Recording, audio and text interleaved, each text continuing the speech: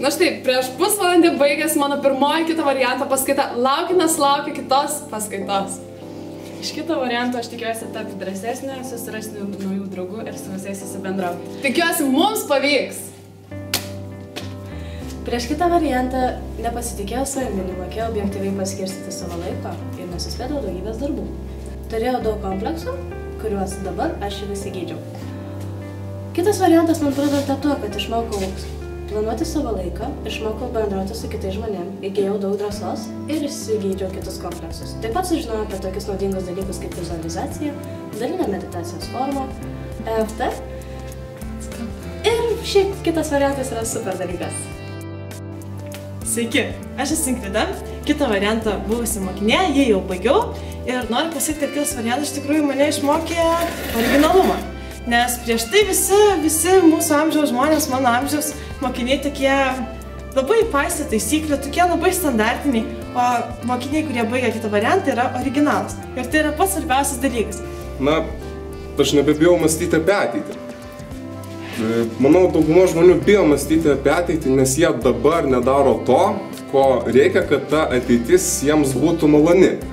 Na, kadangi aš dabar esu apsiginklavęs dešimtimis mane tiesiog jaudinančių tikslų, tai ir mano ateities vizija, sakykime, po 10 metų man yra tiek maloni, tiek logiška. Kitas variantas man yra lyg universalus sėkmingo gyvenimo kelio modelis, kurį perpratęs aš galiu kurti savo, būtent man pačiam pritaikytą kelią. Visų pirma, aš atradau tuos tikslus, kuriuos aš noriu siekti. Anksčiau neturėjau tokių dalykų, net negalvojau, kam to reikia. Dabar aš žinau, ką noriu veikti ateityje ir einu link to. Aš žinau, kokią noriu darbą dirbti ir jau tai darau. Pasiekiau vidurkį mokykloje, kokią norėjau.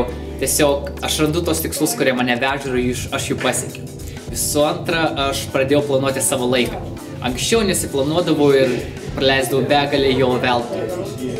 O dabar, darydamas vien vertingus darbus, darydamas tos darbus, kurie mane link tikslo, aš padarau dvigubai, netgi trigubai daugiau negu anksčiau. Tai iš tikrųjų padeda man. Anksčiau aplinka darydavo man įtaką, kaip daugeliu iš mūsų.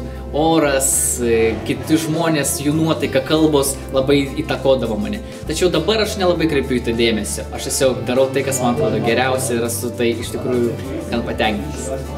Taigi aš manau, kad kitas variantas yra tas pirmasis žingsnis, kurį tu gali žengti link savo sėkmingo gyvenimo, link savo svajonių gyvenimų. Ir jeigu moksleivis, kuriame suteikiama tokia proga lankyti kito varianto paskaitas, pasinaudos ją, tai jis tikrai pasieks daug ir gyvens tokį gyvenimą, kokį jis nori.